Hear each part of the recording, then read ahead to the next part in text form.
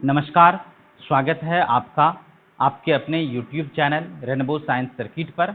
आज हम लोग क्लास 10th के जीव विज्ञान के पहले अध्याय जैव प्रक्रम लाइफ प्रोसेस की चर्चा करने जा रहे हैं।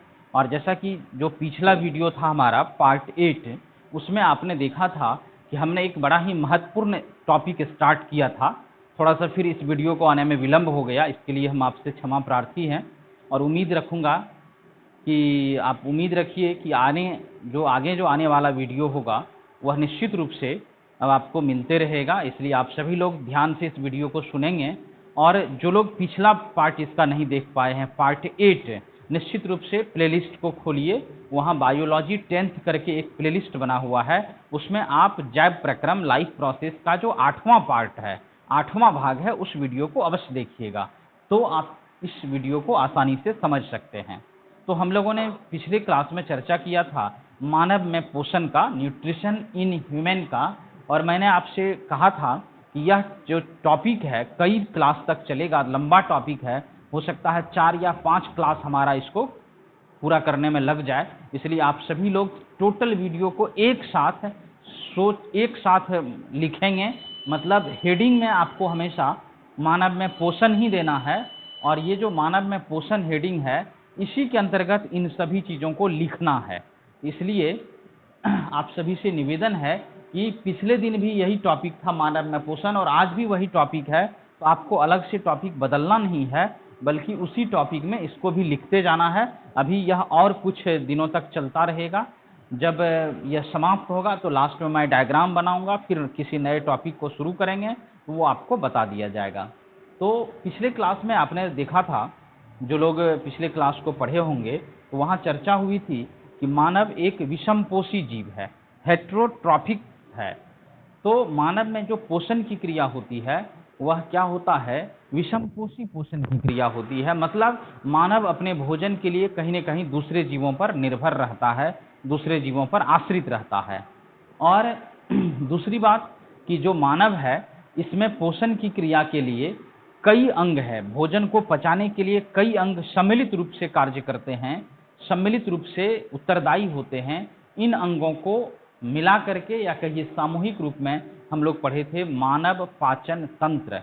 मानव पाचन तंत्र, ह्यूमन डाइजेस्टिव सिस्टम। और वहाँ आपने देखा था कि जो मानव पाचन तंत्र होता है उसकी शुरुआत मुंह से हुई थी, माउथ से। और फिर मुंह में हम लोग चर्चा किए थे कि 4 प्रकार के दांत, जीभ, लार ग्रंथि, ये सभी चीज होते हैं जो भोजन को पचाने में सहायक होता है। तो उसी को हम आगे बढ़ाते हैं, उसी क्रम को आगे करते हैं। देखिए, आज यहाँ लिखा गया है दांतों को भोजन चबाने में जीभ मदद करता है। अब पिछले क्लास में आपने पढ़ा था कि हमारे मुंह में 4 प्रकार के दांत होते हैं, याद होगा आपको, जो हम लोग लिखे थे कि इंसीजर, कैनाइन, प्रीमोलर और मोलर, कृंतक, रदनक, अग्रचर्वनक और चर्वनक, ये 4 प्रकार के दांत होते हैं। हमारे मुंह में एक जीभ होता है। फिर दांतों के बारे में आपको बताया गया था कि दांत का एक बड़ा महत्वपूर्ण कार्य भोजन को चबाना तो है ही, उसके साथ साथ हमारा जो चेहरा है, हमारा जो फेस है, उसको एक निश्चित आकार देने का कार्य भी दांत करता है। साथ ही जो हमारे मुंह से ध्वनि निकलती है, जो साउंड निकलता है, आवाज निकलती है, उसके उत्पादन में भी दांत का महत्वपूर्ण योगदान है। इसलिए आपने देखा होगा कुछ बुजुर्ग लोग जिनके मुंह के दांत टूटकर गिर जाते हैं, तो कई ध्वनियां या कई शब्द वो ठीक से उच्चारण नहीं कर पाते हैं। तो इसका मतलब कहीं न कहीं इस ध्वनि के उत्पादन में भी दांतों का बहुत बड़ा योगदान है। क्योंकि हम लोग यहाँ पाचन की क्रिया पढ़ रहे हैं, इसलिए हम लोग इस दृष्टिकोण से दांत को यहाँ पढ़ेंगे कि आखिर भोजन को पचाने में यह कैसे सहायक है। तो भोजन के टुकड़े, जो बड़े बड़े टुकड़े होते हैं, क्योंकि हम लोग बड़े बड़े टुकड़े भी भोजन के खाते हैं, उन टुकड़ों को अगर महीन चूर्ण में बदल दिया जाता है तो जो हमारा बाकी का पाचन तंत्र का भाग है उसको कम मेहनत करना पड़ता है, वहाँ कम परेशानी होती है। नहीं तो कई बार लोग क्या करते हैं, भोजन सीधे निगलते जाते हैं, जिसका परिणाम क्या होता है कि जो दांत का काम है वो आंत को करना पड़ता है। इसलिए आप सभी से यह भी निवेदन है, विज्ञान पढ़ने का मतलब कि दैनिक जीवन में उसको उतारें, उससे कुछ सीखें। तो आप ध्यान रखिएगा कि भोजन को मुंह में खूब अच्छी तरह से चबाइए और चबा करके उसको पाउडर का रूप दे दीजिए, चूर्ण का रूप दे दीजिए। तो क्या होगा कि हमारा जो आंत होगा या फिर जो अमाशय होगा उसको कम मेहनत करना पड़ेगा, कम परिश्रम करना पड़ेगा और आसानी से भोजन का पाचन हो जाएगा। तो हम लोगों ने पढ़ा था कि दांतों के द्वारा भोजन को चबाया जाता है, उसमें अलग अलग प्रकार के दांत अलग अलग तरीके के कार्य को संपन्न करते हैं, लेकिन कुल मिलाकर कहा जाए तो दांतों का कार्य भोजन को चबा करके महीन चूर्ण में बदल देना है।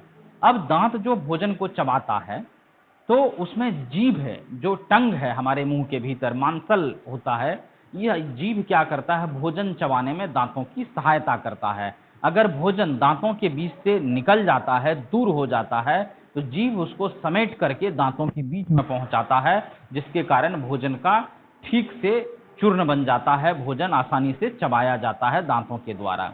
उसके साथ साथ जीभ का एक और काम भोजन का स्वाद ग्रहण करना भी है, और तीसरा कार्य जो जीभ का है वह ध्वनि उत्पादन में भी काफी मददगार होता है, सहायक होता है। यहाँ लिखा गया है कि दांतों को भोजन चबाने में जीभ मदद करता है।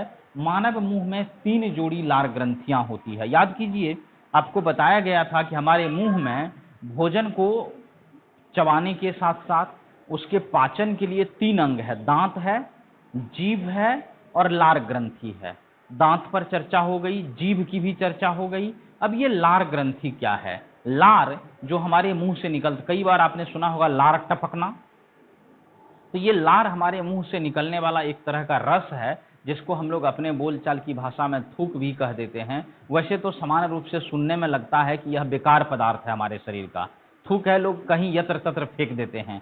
कई जगहों पर सख्त निर्देश लिखा रहता है, कृपया यहाँ न थूकें, उसके बावजूद भी कुछ लोग जान करके उसी जगह पर थूकते हैं और अपने बड़प्पन का परिचय भी देते हैं। ऐसा कदापि नहीं करना चाहिए, क्योंकि वह थूकना तो एक पर्यावरण के दृष्टिकोण से गंदगी उत्पन्न करता ही है, हमारे स्वास्थ्य के लिए भी काफी हानिकारक होता है। क्योंकि जिसको आप बेकार पदार्थ समझते हैं, उस लार को, उस थूक को, जिस सैलिवा को, वह हमारे शरीर के लिए बहुत ही महत्वपूर्ण पदार्थ है और एक तरह से कहिए भोजन के पाचन में उसका बहुत बड़ा योगदान है। उसी पर अभी हम लोग चर्चा कर रहे हैं कि हमारे मुंह में जो लार बनता है, तो वह लार आखिर आता कहाँ से है। तो यह लार आने का जो मुख्य स्रोत है, हमारे मुंह में 3 जोड़ी लार ग्रंथियां होती है। 3 जोड़ी का मतलब 6, 3 दाएं तरफ और 3 बाएं तरफ, तो 3 जोड़ी लार ग्रंथि होती है। तीनों का अलग अलग नाम है। देखिए वही लिखा गया है यहाँ पर कि मानव मुंह में 3 जोड़ी लार ग्रंथियां होती है, जो पैरोटिड ग्रंथि, पैरोटिड ग्लैंड, सब मैंडिबुलर ग्रंथि, सब मैंडिबुलर ग्लैंड और सब लिंगुअल ग्रंथि, सब लिंगुअल ग्लैंड हैं। इन ग्रंथियों से एक प्रकार का रस निकलता है, इन ग्रंथियों से एक प्रकार का रस निकलता है, जिसे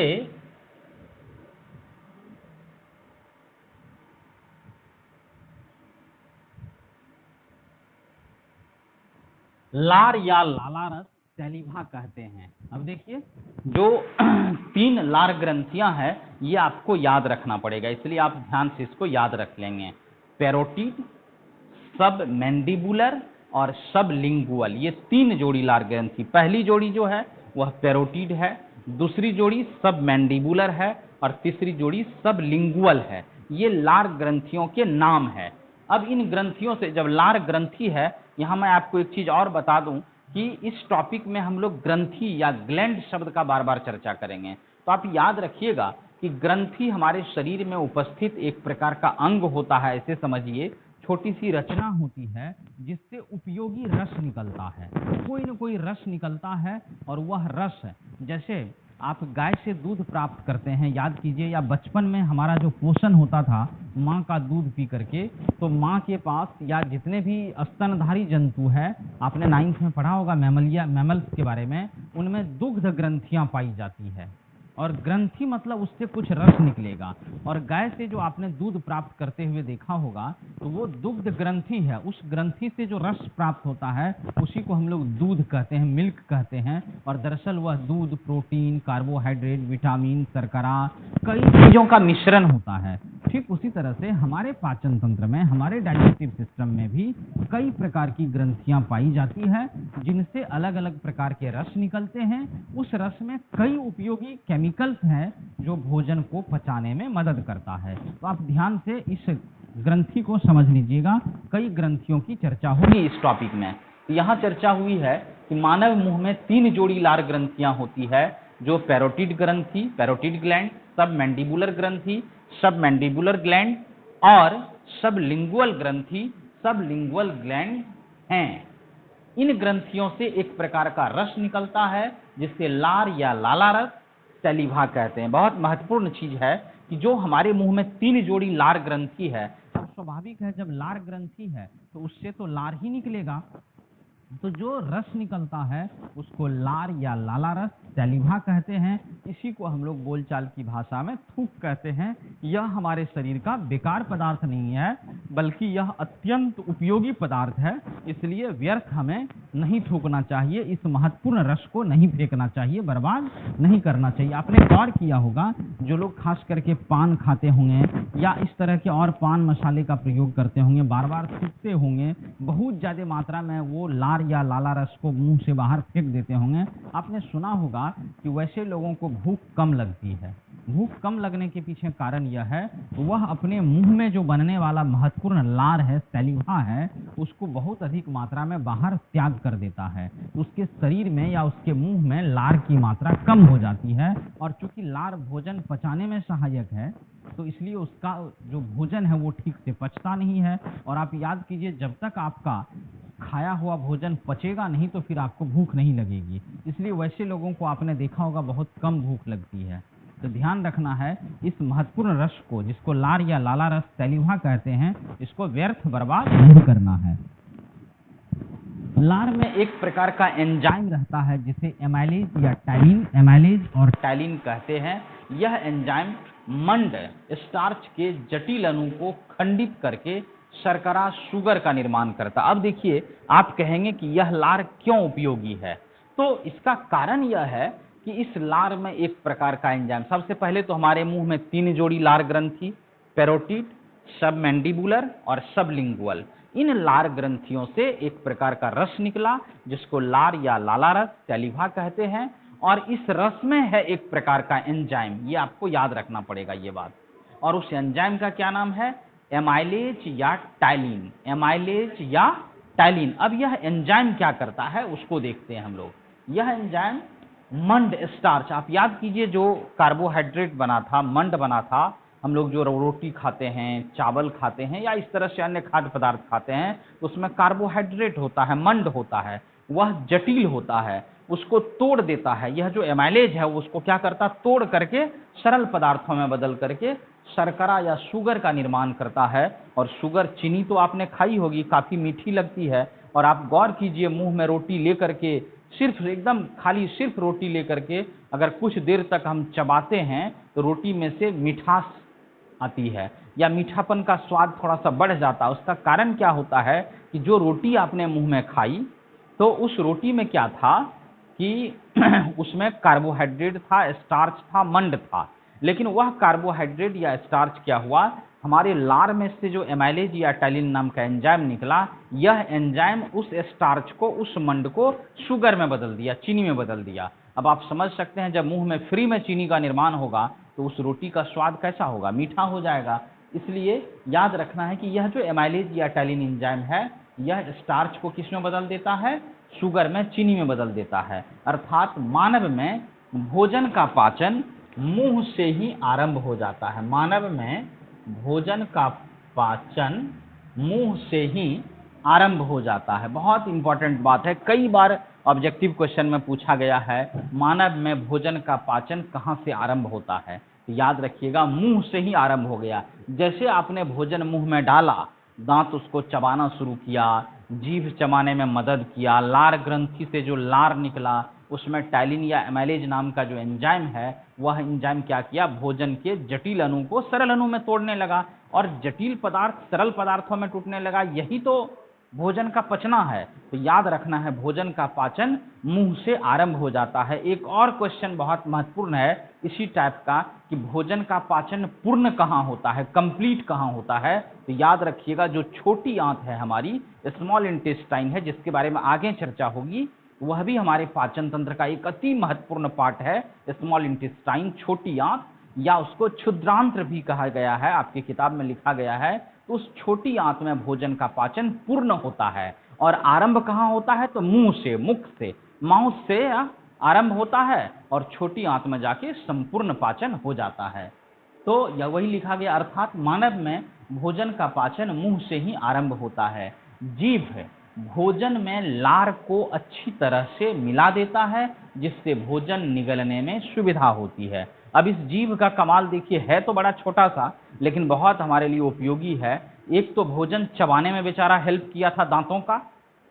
अब जब हमारे मुंह में भोजन को चबा करके पाउडर बना दिया गया, तो उस हालत में जो लार निकलता है, उस लार का एक काम तो था कि मंड या स्टार्च को शुगर में बदल देना। दूसरा काम है कि लार चूंकि द्रव के रूप में रहता है, तो जीभ क्या करता है, उस लार में भोजन के चूर्ण को मिक्स कर देता है। जैसे मिक्स होता है उस भोजन के चूर्ण में लार, तो भोजन क्या होता है, गीला हो जाता है। और जब भोजन गीला होता है तो निश्चित रूप से उसको हम आसानी से निगल पाते हैं, घोंट पाते हैं आसानी से। वही लिखा गया, जिससे भोजन निगलने में सुविधा होती है। मुख गुहा बकल कैविटी के पिछले भाग को ग्रसनी फेरिंक्स कहते हैं। अब मुख गुहा क्या है, कैविटी क्या है? कैविटी का मतलब होता है खाली जगह। जैसे ये देखिए, दोनों हथेली को ऐसे फैला दिए तो बीच में आपको खाली जगह नजर आ रहा है। आप याद कीजिए, हमारा मुंह बंद होता है जैसे दोनों जबड़े को हम हटाते हैं तो मुंह क्या होता है, अंदर एक खाली जगह नजर आता है। ये जो मुंह के भीतर जो खाली जगह है गुफा की तरह, इसी को मुख गुहा या बकल कैविटी कहते हैं। अब हम लोग मुंह खोले, जब आप मुंह खोलते हैं तो यहाँ देखेंगे जो पिछला हिस्सा है उसी को फेरिंक्स कहा जाता है। वही लिखा गया है, मुख गुहा के पिछले भाग को ग्रसनी फेरिंक्स कहते हैं। यहाँ दो छिद्र होते हैं। आप अपने किसी मित्र या घर के और किसी परिजन के मुंह को खोल करके गौर से उसका अवलोकन कीजिएगा, तो यहाँ गले के पास आपको दो छिद्र दिखाई देगा। गौर से देखिएगा, दो छिद्र होता है, जिन्हें निगल द्वार गलेट तथा कंठ द्वार ग्लॉटिस कहते हैं। अब देखिए, पहले तो आपको इन दोनों छिद्रों का नाम याद रखना है, एक निगल द्वार और एक कंठ द्वार। निगल द्वार को गलेट अंग्रेजी में और कंठ द्वार को ग्लॉटिस कहते हैं। अब इस दोनों का कार्य भी देखिए क्या होता है। गलेट के द्वारा भोजन अब निगलना है, निगल द्वार है तो निगलते क्या है, भोजन निगलते हैं कि वायु निकलते हैं? कभी कोई नहीं कहोगा कि वायु को निगल जाओ। वायु एक सामान्य प्रक्रिया है जिसके द्वारा अंदर चली जाती है, लेकिन भोजन को निगलना पड़ता है, घोंटना पड़ता है। इसलिए याद रखिएगा, निगल द्वार के रास्ते क्या जाएगा, भोजन जाएगा, और कंठ द्वार के रास्ते वायु जाएगी। दोनों चीज ग्रहण करना है, भोजन, पानी, जो भी खाने पीने वाला चीज है वो सब भोजन में आ गया।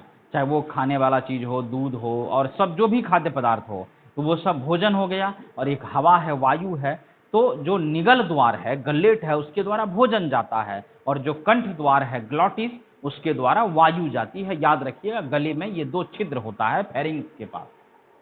वही लिखा, निगल द्वार तथा कंठ द्वार कहते हैं। गलेट के द्वारा भोजन और ग्लॉटिस के द्वारा वायु प्रवेश करती है। ग्लॉटिस के आगे एक पट्टी नुमा रचना होती है जिसे एपिग्लॉटिस कहते हैं। यह भोजन या पानी निगलते समय ग्लॉटिस को ढक लेता है। ग्लॉटिस को क्या करता है, यह ढक लेता है, ग्लॉटिस को ढक लेता है, जिसके कारण भोजन या पानी श्वास नली में नहीं जा पाता है।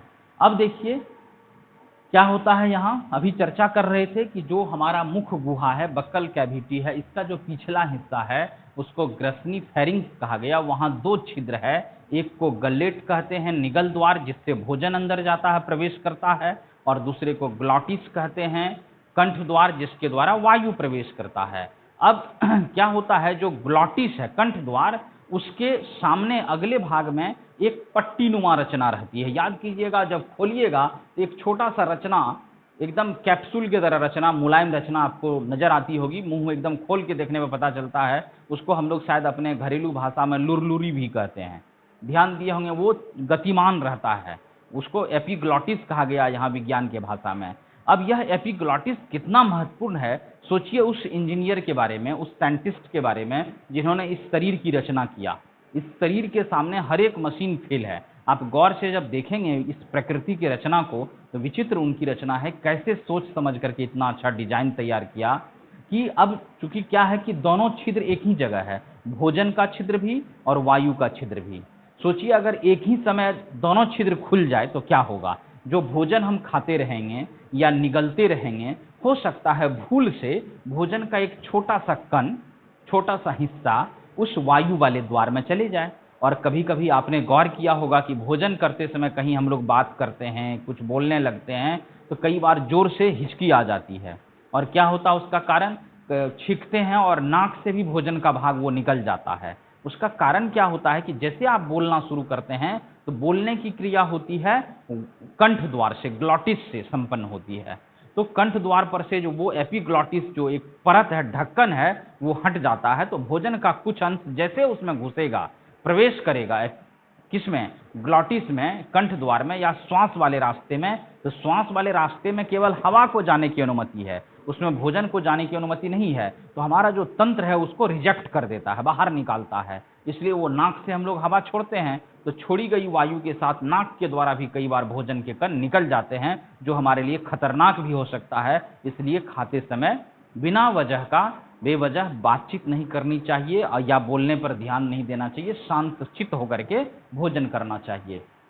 वही लिखा गया है, ग्लॉटिस के आगे एक पट्टीनुमा रचना होती है जिसे एपिग्लॉटिस कहते हैं। यह भोजन या पानी निगलते समय ग्लॉटिस को ढक लेता है। अब देखिए दो छिद्र, सोचिए, कल्पना कीजिए कि दो छिद्र है हमारे गले के पास, कंठ के पास, एक है भोजन वाला, दूसरा है वायु वाला।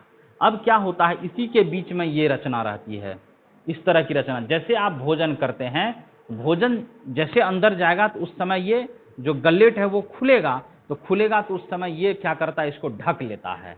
जो लुरलुरी के बारे में भी बताया आपको, इस कंठ द्वार को, ग्लॉटिस को ढक देता है ताकि भोजन का कण इसमें प्रवेश नहीं कर सके। ध्यान रखिएगा इस बात को।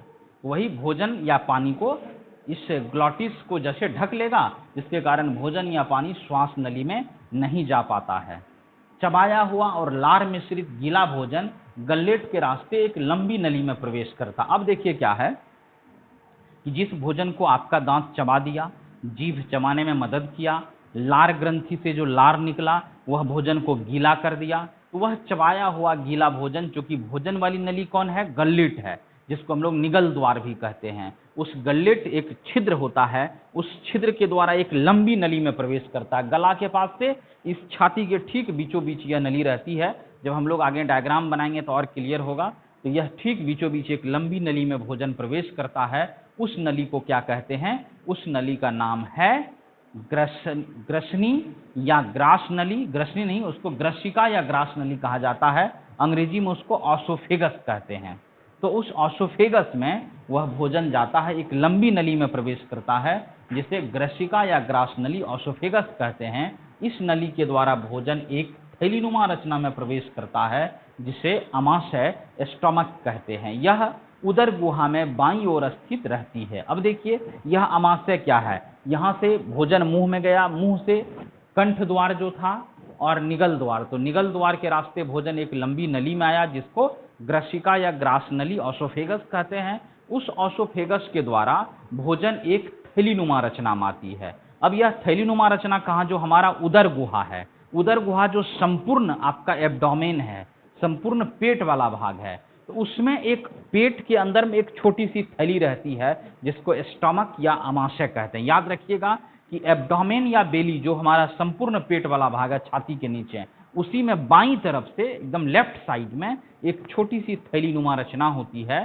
जिस थैलीनुमा रचना को स्टमक या अमाशय कहते हैं। और तो भोजन उस ग्रास नली या ऑसोफेगस के द्वारा उसी थैलीनुमा रचना में आती है, जिसको अमाशय कहते हैं, स्टोमक कहते हैं। आपने ध्यान से सुना होगा, हमारे घर में बुजुर्ग लोग कहते हैं कि भोजन करने के बाद बाईं करवट सोना चाहिए।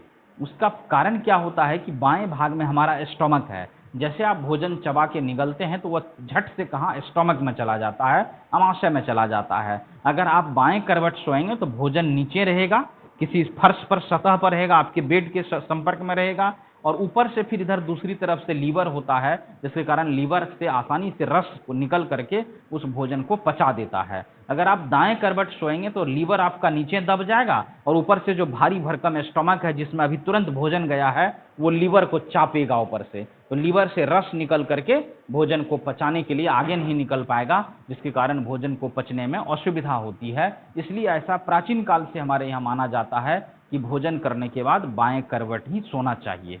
ध्यान रखिएगा इस बात का, इसके पीछे भी एक वैज्ञानिक कारण है। तो हम लोग पढ़े कि इस नली के द्वारा भोजन एक थैलीनुमा रचना में प्रवेश करता है जिसे अमाशय स्टोमक कहते हैं। यह उदर गुहा में बाईं ओर स्थित रहती है। यह मतलब स्टोमक। अमाशय का ऊपरी भाग कार्डियक पार्ट, मध्य भाग फंडिक पार्ट और निचला भाग पाइलोरिक पार्ट कहलाता है। अमाशय के भीतरी सतह पर एक प्रकार की ग्रंथि पाई जाती है जिसे जठर ग्रंथि गैस्ट्रिक ग्लैंड कहते हैं। इस ग्रंथि से एक प्रकार का रस निकलता है जिसे जठर रस गैस्ट्रिक जूस कहते हैं। अब देखिए फिर उस ग्रंथि पर चर्चा कर रहे हैं हम लोग। थोड़ा सा इसको हम एक बार डायग्राम के द्वारा समझने का प्रयास करते हैं। वैसे जो फाइनल डायग्राम होगा उसको तो हम लोग आगे बाद में बनाएंगे ही। यहाँ देखिए इस तरह से ये जो हमारा मुंह का पार्ट होता है इस पर हम बाद में चर्चा करेंगे। यहाँ हम लोग क्या करते हैं, भोजन मुंह में लिए, मुंह के पास से यहीं पर दो नली रहती है। ये जो नली है हमारा जो भोजन वाली नली है जिसको आप गल्लेट पढ़े थे, यह नली क्या हो गया, गल्लेट हो गया। और एक दूसरी नली इसी के बगल में ग्लॉटिस होता है जिसको श्वास वाली नली कहते हैं या कंठ द्वार भी कहते हैं। तो यहाँ से भोजन जब नीचे आता है तो एक थैलीनुमा रचना में प्रवेश करता है और जो थैलीनुमा रचना होती है इसी को स्टोमक कहा जाता है। यही जो थैलीनुमा रचना है ये स्टोमक है, अमाशय है। इसमें देखिए इसका ये ऊपरी पार्ट, ये मध्य पार्ट और ये निचला भाग, तीनों का अलग अलग नाम है। जो ऊपरी पार्ट है उसको कार्डियक पार्ट कहते हैं, जो मध्य पार्ट है, मध्य भाग है, उसको फंडिक पार्ट कहते हैं और जो निचला पार्ट होता है उसको पाइलोरिक पार्ट कहते हैं। ये तीनों नाम आपको भी याद करना पड़ेगा, मुझे भी कभी न कभी याद ही करना पड़ा था। इसलिए इसके बारे में हाँ एक दो बातें जो बहुत महत्वपूर्ण है कि ऊपर का पार्ट कार्डियक पार्ट कहलाता है क्योंकि जस्ट यहाँ बगल में कार्डियक मतलब हृदय, हार्ट है। कार्डियक एक लैटिन शब्द है जिसका मतलब होता है हृदय, हार्ट। तो कार्डियोलॉजिस्ट का आपने नाम सुना होगा, हृदय रोग विशेषज्ञ का। तो कार्डियक हृदय है, हृदय के ठीक बगल में मतलब स्टोमक का जो ऊपरी पार्ट होगा, ये ऊपर का पार्ट होगा वो हृदय के पास होगा। हृदय को कार्डियक भी कहते हैं। तो कार्डियक के बगल में है इसलिए ऊपरी पार्ट को का नाम दे दिया कार्डियक पार्ट। बीच वाला हो गया फंडिक और नीचे वाला हो गया पाइलोरिक। तो कार्डियक, फंडिक, पाइलोरिक याद रखिएगा, ये स्टोमक का 3 पार्ट है। अब इस अमाशय स्टोमक में होता क्या है सो देखिए। अमाशय के भीतरी सतह पर एक प्रकार की ग्रंथि पाई जाती है जिसे जठर ग्रंथि गैस्ट्रिक ग्लैंड कहते हैं। अब फिर ग्रंथि की चर्चा हुई तो आपने देखा था कि ग्रंथि जहां होगा तो इसका मतलब उससे कुछ ना कुछ रस निकलेगा और रस निकलेगा तो वह रस हमारे भोजन को पचाने में हेल्प करेगा। यहाँ भी वही बात है जिसे जठर ग्रंथि गैस्ट्रिक ग्लैंड कहते हैं। अब ध्यान रखिए ये जो गैस्ट्रिक शब्द है ना जठर, तो गैस्ट्रिक भी एक लैटिन शब्द है जिसका मतलब ही होता है स्टोमक। गैस्ट्रिक जैसे ही शब्द आया तो समझ जाइए पेट से वह जुड़ा हुआ चीज है, तो पेट को गैस्ट्रिक कहा गया और उस पेट में जो ग्रंथि हो गया, स्टोमक में जो ग्रंथि हो गया उसको गैस्ट्रिक ग्लैंड कहेंगे। गैस्ट्रिक ग्लैंड को हिंदी में जठर ग्रंथि कहते हैं। इस ग्रंथि से एक प्रकार का रस निकलता है जिसे जठर रस, गैस्ट्रिक जूस कहते हैं। अब देखिए गैस्ट्रिक ग्लैंड से जो रस निकला उसको गैस्ट्रिक जूस कहेंगे। जो सैलिवरी ग्लैंड था उससे जो जूस निकला उसको सैलिवा कहे, लार कहे। उसी तरह से जठर ग्रंथि से जो रस निकला उसको जठर रस या गैस्ट्रिक जूस कहा जाता है। रस होगा जैसा कि पीछे हम लोग पढ़े थे कि जो हमारा सैलिवा है, जो लार है, उसमें टैलिन नाम का एंजाइम है। यहाँ जो जठर रस निकल रहा है आपके कहाँ से, स्टोमक से, अमाशय से, तो उसमें भी कुछ ना कुछ रस होगा। तो जो रस होता है उस गैस्ट्रिक ग्लैंड से निकलने वाला जो रस उसको गैस्ट्रिक जूस या जठर रस कहते हैं। अब इस रस में 3 पदार्थ, आइए देखिए चर्चा करते हैं। इस ग्रंथि से एक प्रकार का रस निकलता है जिसे जठर रस, जिसे जठर रस गैस्ट्रिक जूस कहते हैं। इसमें हाइड्रोक्लोरिक अम्ल HCl, वेरी वेरी इंपॉर्टेंट बात है, याद रखिएगा कि जो हमारा स्टमक है, जो आमाशय है, उसमें जो ग्रंथि रहती है उसको जठर ग्रंथि, उस जठर ग्रंथि से जो रस निकला उसको जठर रस, और इस जठर रस में तीन चीज, पहला हो गया हाइड्रोक्लोरिक अम्ल, जो लोग अम्ल क्षारक लवण पढ़े थे, एसिड बेस सॉल्ट, तो वहां आपने HCl के बारे में पढ़ा था, एक प्रकार का यह प्रबल अम्ल है। तो हमारे पेट में सोचिए प्रतिदिन हमेशा हाइड्रोक्लोरिक अम्ल का निर्माण होता है, तो इसमें हाइड्रोक्लोरिक अम्ल HCl, श्लेष्मा, म्यूकस और पेप्सिन नामक एंजाइम होता है। देखिए ये तीनों नाम बहुत महत्वपूर्ण है कि हमारा जो स्टमक है, हमारा जो अमाशय है, उसमें जो ग्रंथि रहती है उसको जठर ग्रंथि या गैस्ट्रिक ग्लैंड नाम दिया गया।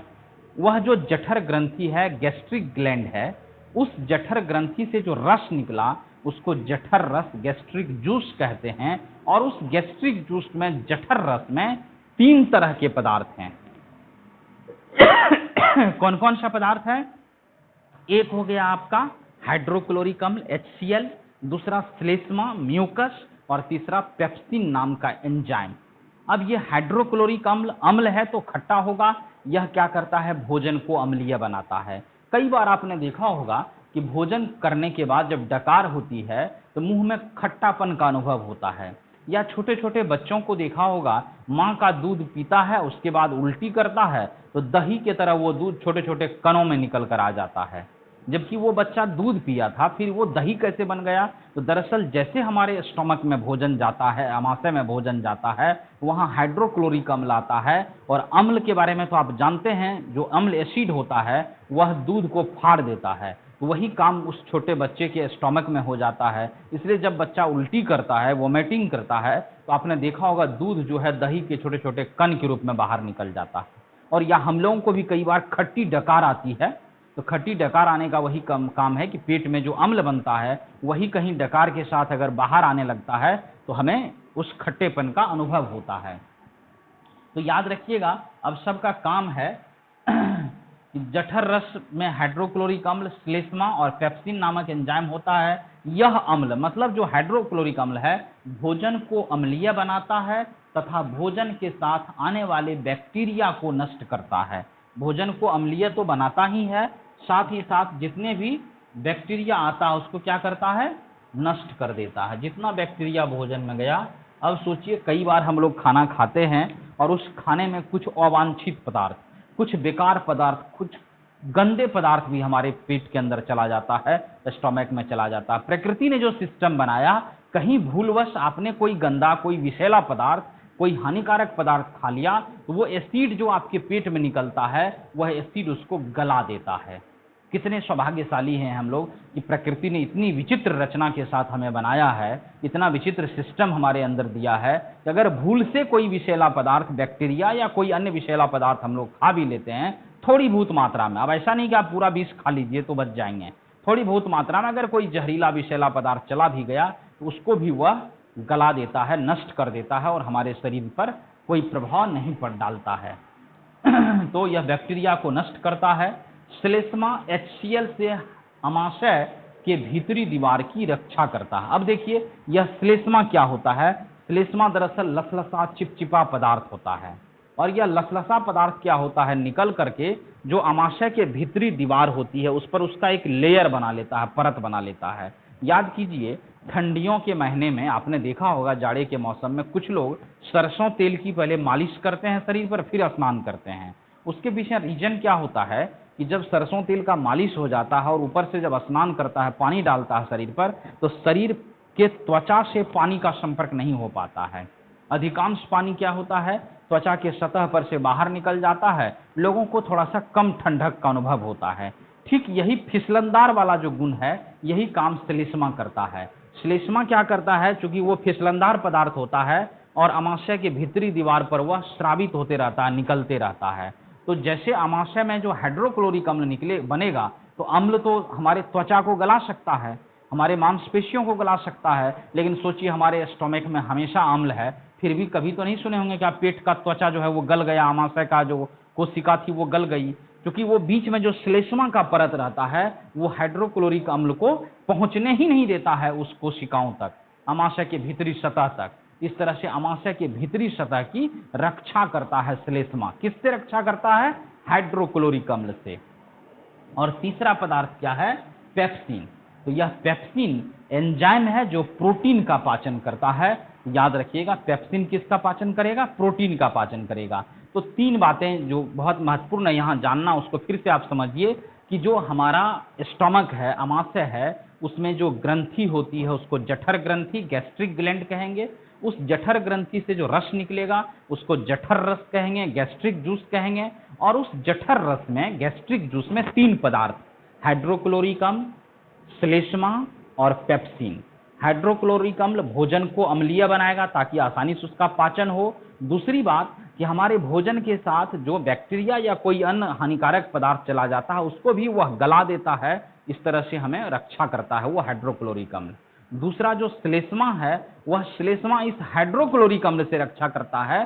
किसकी? तो आमाशय के भीतरी सतह को गलने से, खराब होने से रक्षा करता है श्लेष्मा। और तीसरा जो पेप्सिन है वह एक प्रकार का एंजाइम है, वह प्रोटीन को पचाता है।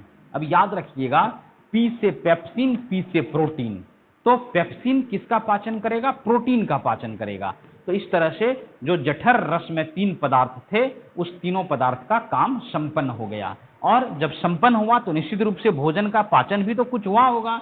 तो आमाशय में भोजन पचकर लेई के समान हो जाता है, जिसे काइम कहते हैं। अब देखिए, इतना कुछ होने के बाद भोजन जब पचता है तो पच करके लेई, याद कीजिए कागज चिपकाने के लिए आपने वो आटे या मैदा से लेई बनाया होगा, पच करके भोजन उस लेई का रूप ले लेता है। और भोजन जो लेई के रूप में आ जाता है, एकदम वो थोड़ा सा वो गीला पदार्थ का रूप ले लेता है, तो उस लेई को ही हम लोग काइम कहते हैं। इस तरह से हमारे स्टोमक में भोजन काइम का रूप ले लिया है। अभी भोजन स्टोमक में ही है, अभी पाचन हुआ नहीं है। अब इसके बाद भोजन आगे बढ़ेगा, अभी और सभी प्रक्रियाएं बची हुई है। हमने आपको पहले कह दिया इस वीडियो के आरंभ में ही, हो सकता है हमारा 3-4 क्लास और लगेगा, तब जाकर के मानव में पोषण समाप्त होगा। एक दो जो बहुत जरूरी चीजें हैं मैं आपको बता दूं।